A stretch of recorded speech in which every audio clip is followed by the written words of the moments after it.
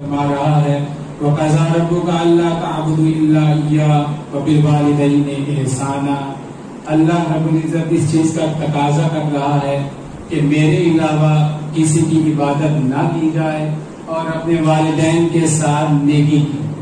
اللہ رب العزت اپنی عبادت کے ساتھ ساتھ والدین کی عزت، احترام اور نیکی کی طرف کی دعوت دے رہا ہے۔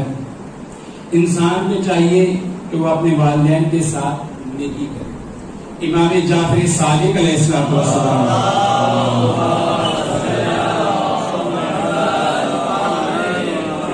کہ والدین کے ساتھ جو احسان کا حکم دیا گیا ہے، اس سے مراد کیا ہے؟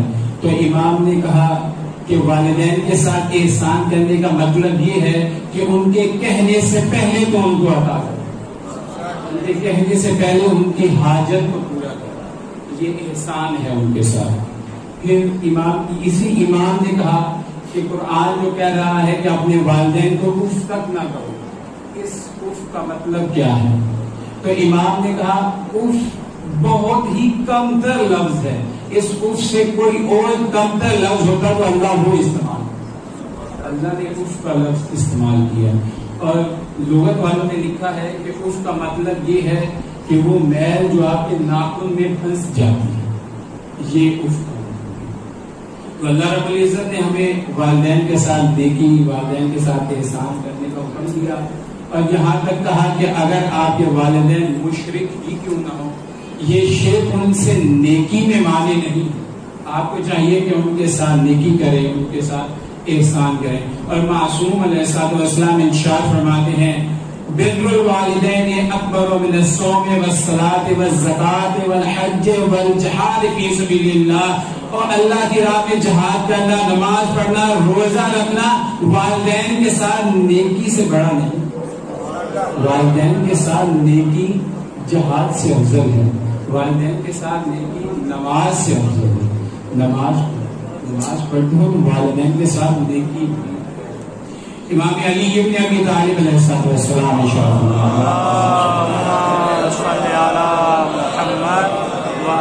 فرماتے ہیں بر الوالدین اکبر الفریضہ، واجبات الہیہ میں سب سے بڑا فریضہ والدین کے ساتھ نیکی، والدین کے ساتھ بھلائی، اور والدین کے ساتھ انسان نیکی کرے۔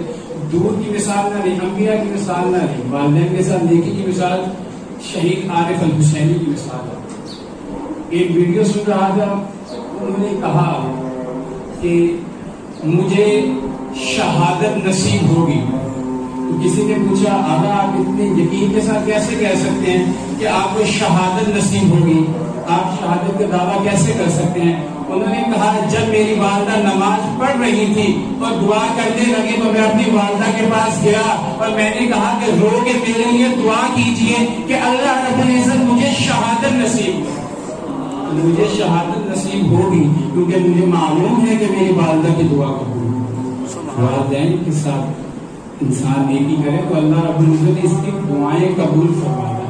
اور اگر وہ چاہتا ہے کہ اس کی عمر میں اضافہ ہو، بعض لوگ کہتے ہیں کہ عمر میں اضافہ ہو، تو لانی عمر کا سوال کرتے ہیں، دعا کرتے ہیں، تو معصوم فرماتے ہیں بر الوالدین یزید فی العمر، والدین کے ساتھ نیکی کرنا آپ کی عمر میں اضافے کا باعث ہے، عمر میں اضافے کا باعث ہے۔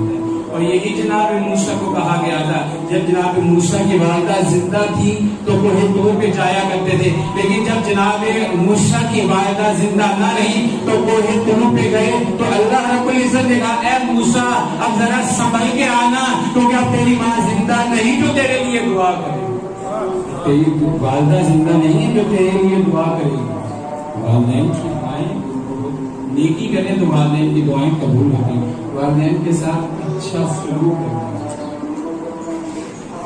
جناب موسیٰ نے کہا اللہ سے یا خدا مجھے جنت کا وہ بندہ دکھا جو میرا ہمسایہ ہو، ہم نشینی میری ہمشنی اس کو نصیب ہو۔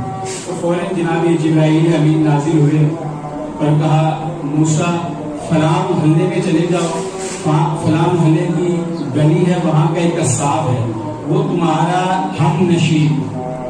جناب موسیٰ چلے، دل میں یہ رکھا کہ آیا اس نے پتہ نہیں ایسا کون سا کام کیا، میں جا کے دیکھوں تو صحیح کہ وہ بندہ جنتی بھی ہے اور اسے میری ہم نشینی بھی حاصل ہے.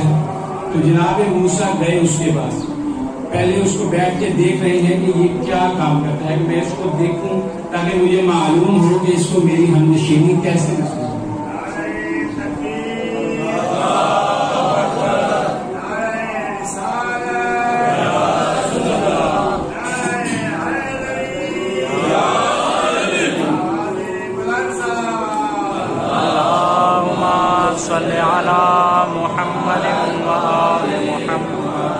موسیٰ پورا دن اس کے پاس بیٹھے, اس نے وہی نارمل روٹین کے کام کے گوشت آیا, اس نے ہر کسی کو گوشت دینا شروع کیا. شام میں گوشت ختم ہوا, اپنے گھر واپس جاتا.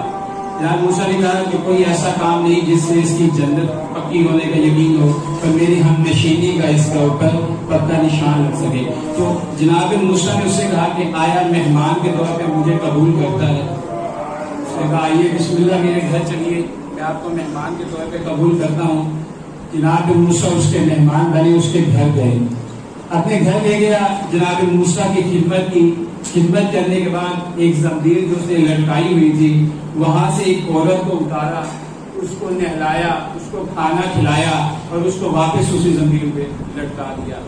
اگلے دن صبح پھر اس نے یہی کام کیا, اس بڑھیا عورت کو اتارا, اس کو نہلایا, اس کو کھانا کھلایا, اس کو واپس وہی اس زمین میں لٹکا دیا. جناب موسیٰ حیران ہوئے اور پوچھا اے شخص یہ عورت کون ہے جس کی اتنی خدمت کر رہا؟ تو جناب موسیٰ کے سوال پہ اس آدمی نے کہا یہ میری والدہ ہیں, یہ میری والدہ ہیں جن کے لیے میں یہ کام کرتا ہوں. تو کہا کہ اس کو اس طرح لٹکایا کیوں ہوا؟ کہا میرے پاس اتنے وسائل نہیں ہیں کہ میں نوکرانی کا انتظام کر سکوں, ملازمہ کا انتظام کر سکوں, اور حشرات الارض سے بچانے کے لیے میں نے اپنی والدہ کے لیے یہ اہتمام کہا. جب تیری والدہ کو تو کھانا کھلا رہا ہے تو تیری والدہ لقمہ لیتی ہیں, پھر آسمان کی طرف دیکھتی ہیں اور کچھ کلمات کہتی ہیں, پھر کھانا کھاتے لقمہ لیتی ہیں, آسمان کی طرف دیکھتی ہیں, کچھ کلمات کہتی ہیں, یہ کیا کہہ رہی ہیں؟ تو اس نوجوان نے کہا تھا کہ میری والدہ آسمان کی طرف دیکھ کے یہ کہتی ہے کہ اللہ رب العزت تیری مغفرت کرے اور جنت میں تجھے موسیٰ کا ہم نشین بنائے. جناب موسیٰ نے یہ سننا تھا, اس نے کہا اے شخص تیری والدہ کی دعا تیرے حق میں قبول ہوئی اور جنت میں تو جس کا ہم نشین ہے وہ موسیٰ میں.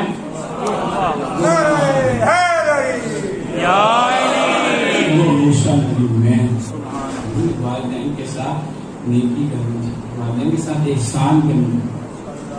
ایک شخص آیا معصوم کے پاس اور کہا کہ میرے والدین اس دنیا سے چلے گئے ہیں لیکن مجھ سے ناراض تھے, مجھ سے ناراض ہیں, اب میں ایسا کیا عمل کروں کہ میرے والدین مجھ سے راضی ہو جائیں؟ تو کہا گیا کہ ان کے لیے ان کی قبر پہ جا کے یا ان کے لیے قرآن پڑھا, ان کے لیے قرآن پڑھا کر, ان کی قبر پہ جا کے یا گھر بیٹھ کے قرآن مجید پڑھا کر. وہ شخص یہ کہتا ہے کہ میں نے ہفتہ اپنے والدین کے لیے سورۃ فاتحہ کی تلاوت کی تھی, ہفتے بعد میرے والدین میرے خواب میں آئے اور کہا ہم تجھ سے راضی ہیں, ہم تجھ سے راضی ہیں. یہ والدین. ایک رسالہ آتا ہے جامع مخزن کا, کچھ عرصہ پہلے وہ آیا تھا سردیوں میں, تو میں نے اس میں پوائنٹ نوٹ کیے تھے. اس میں ایک واقعہ تھا جناب یوسف کے حوالے سے کہ جناب یوسف کی اولاد میں نبوت کیوں نہیں ہے. آیا جناب یوسف نبی تھے لیکن ان کی اولاد میں نبوت کیوں منتقل نہیں ہے؟ امام جعفر صادق علیہ السلام صلی اللہ علیہ وسلم امام سے منقول ہے کہ جب اللہ رب العزت نے جناب یوسف کو کنویں سے نکالا, بازار میں گئے, فروخت ہوئے, زندان چلے گئے. زندان کے بعد جب اللہ نے ان کو رتبہ عطا کیا, ظاہری شان شوکت عطا کی, عزیز مصر بنے, جناب یعقوب کو معلوم ہوا کہ وہ عزیز مصر میرا بیٹا یوسف ہے. تو ملاقات, جناب یعقوب کنعان سے نکلے اور مصر کی طرف چلے. کہتے ہیں کہ جب وہ مصر پہنچے اور جناب یوسف اور جناب یعقوب آمنے سامنے ہوئے تو جناب یوسف اپنے والد کے احترام کے لیے اپنی ظاہری شان شوکت کی وجہ سے اپنی سواری سے کھڑے نہ ہوئے, اپنی سواری سے کھڑے نہ ہوئے. فوراً جبرائیل امین نازل ہوئے اور کہا اے یوسف اپنا دائنا ہاتھ آگے بڑھائیے.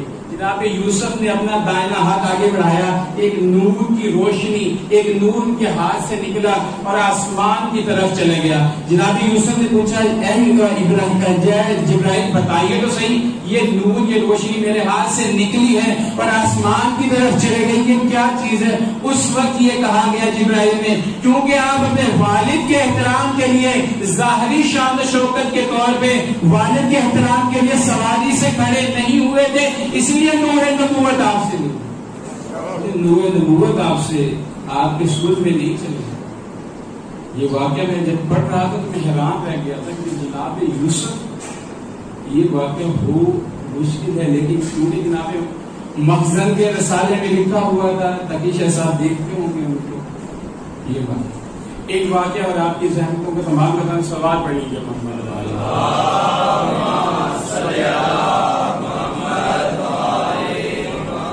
ایک نوجوان آیا, جیسے ہم ہوتے ہیں کہ اگر کوئی ہم سے پیسے لے لے تو ہم شکایت لگانے اس کی پہنچ جاتے ہیں. تو ایک نوجوان آیا, وہ اپنے والد کی شکایت کر رہا ہو رسول خدا کے سامنے کہ میرا والد جو ہے وہ میرے جیب سے پیسے نکالتا ہے اور اس کو خرچ کر دیتا ہے.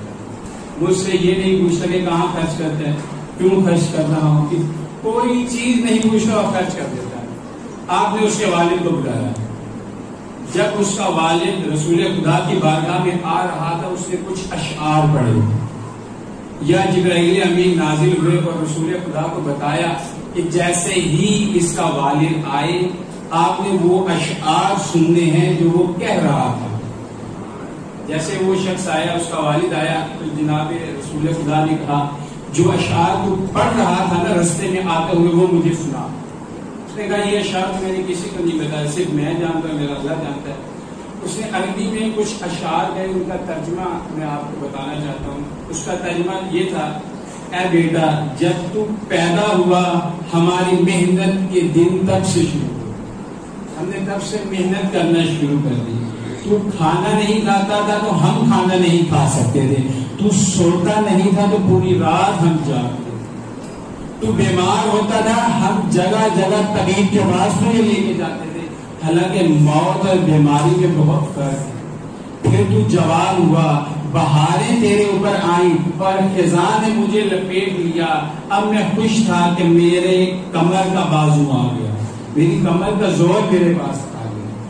لیکن یہ تو نے ہمارے ساتھ کیا کیا, تو نے ہمارے ساتھ نوکروں جیسا حساب کیا. تو ہمیں کھانا نہیں دیتا, حالانکہ نوکروں کو بھی کھانا دیا جاتا ہے, تو ہمیں کھانا نہیں دیتا.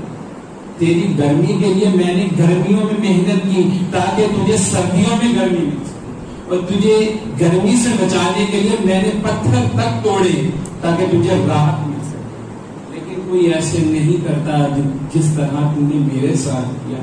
ابھی یہ اشعار اس نے کہے تھے کہ رسول اکرم صلی اللہ علیہ وسلم کے آنکھوں سے اشک جاری ہوئے, اور اتنے اشک جاری ہوئے کہ آپ کے ریشیں مبارک بھر گئی ان اشکوں سے.